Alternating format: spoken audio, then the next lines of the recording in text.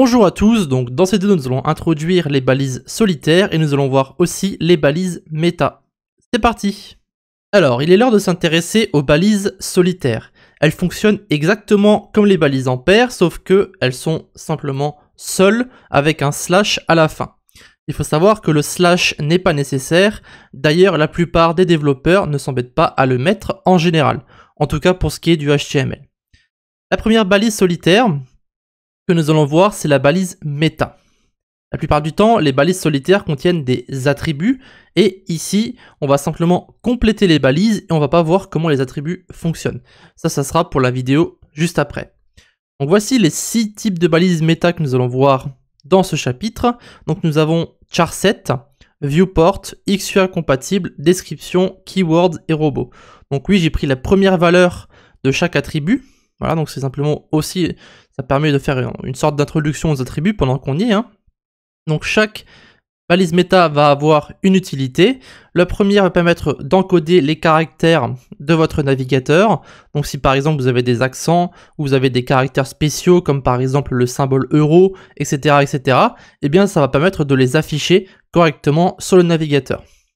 Donc la balise méta viewport va permettre d'adapter le site à tous les écrans. Ça veut dire que si vous êtes sur un smartphone ou sur une tablette, lorsque vous allez arriver sur le site, le site en question va être complètement zoomé à 100%, donc il ne va pas être zoomé au maximum comme ça serait le cas si vous n'avez pas la ligne méta.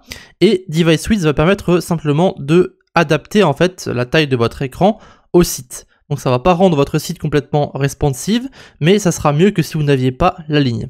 On verra un peu plus tard que sans cette ligne, vous ne pouvez pas faire de responsive. Donc cette ligne est en général présente sur tous les sites.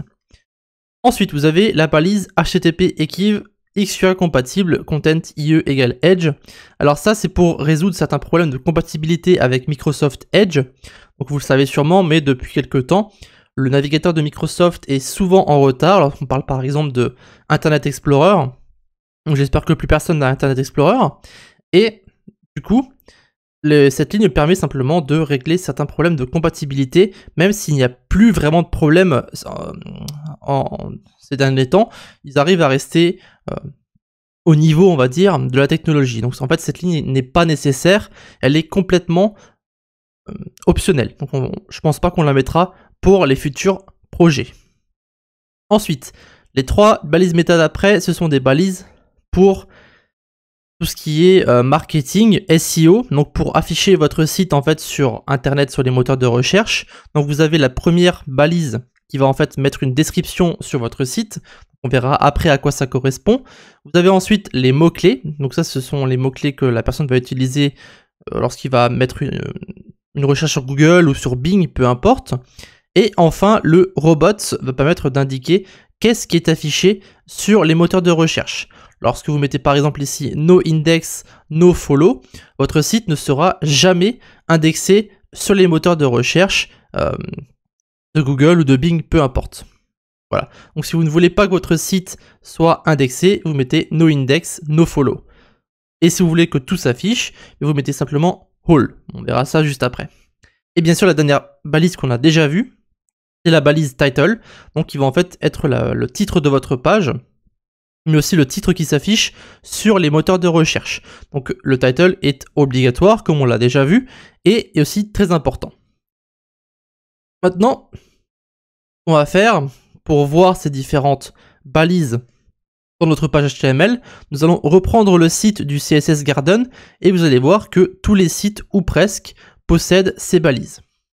Ok, alors j'ai fait une petite recherche sur Google pour CSS Zen Garden.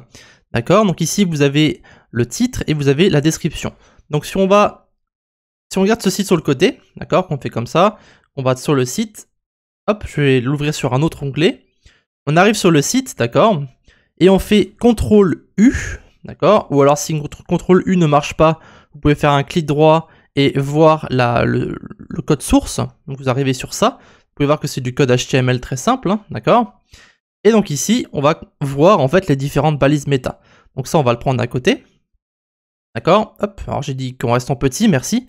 Voilà, donc là, le titre CSS Zen Garden, The Beauty of CSS Design, eh bien ça, c'est la balise title ici, d'accord. Vous pouvez voir CSS Zen Garden, blablabla. Donc ça, c'est la balise title, donc c'est le titre de votre page, qui est donc important parce qu'il s'affiche sur Google. Ensuite, vous avez la description, donc la fameuse meta name description avec ici le petit texte que vous avez donc ici. Donc il faut savoir qu'en fait, ces deux balises qui sont très importantes, donc title et description, c'est ce qui va s'afficher ici, d'accord, sur tous les sites que vous avez là. Ensuite, vous avez les mots-clés, donc qui ne sont pas présents ici, mais vous pouvez les mettre si vous voulez, qui vont en fait, par exemple, si vous mettez CSS & Garden ici, eh bien, ça va afficher en fait simplement le site, tout simplement. Maintenant, on avait une viewport width égale device width, initial scale égale 1.0, donc ça c'est encore une fois pour le côté responsive. Donc si vous avez un autre écran, comme par exemple un smartphone ou une tablette, eh bien ça va afficher ça. Ça va afficher votre site correctement, pardon. Et donc bien sûr nous avons auteur, donc ça vous pouvez le mettre mais ce n'est pas obligatoire encore une fois. Il faut savoir que toutes ces balises ne sont pas obligatoires, elles sont juste conseillées, d'accord?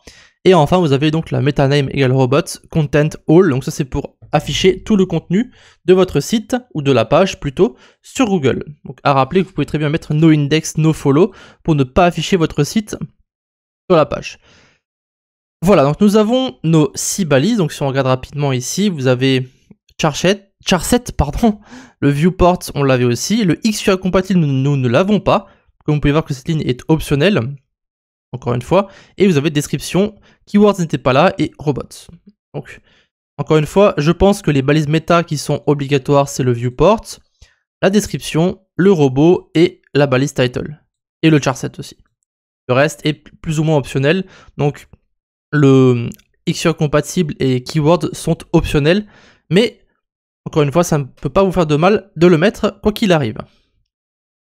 Voilà, donc ces 6 balises, encore une fois, sont utilisées pour donner des informations sur le site, comme nous l'avons vu juste avant. Et pour le reste du cours, on utilisera uniquement les deux attributs charset et viewport, car nous en aurons besoin pour les caractères et donc pour le côté responsive lorsqu'on s'attaquera à ça. Les autres balises donc, seront pour les projets, on va dire, un peu plus sérieux, où on se préoccupera réellement du côté SEO de notre site, on va dire. Bon, ce sera plus ou moins tout pour le moment pour les balises solitaires et les balises méta, on n'y retouchera pas avant un bon moment, et on va passer maintenant aux liens, aux images et aux attributs.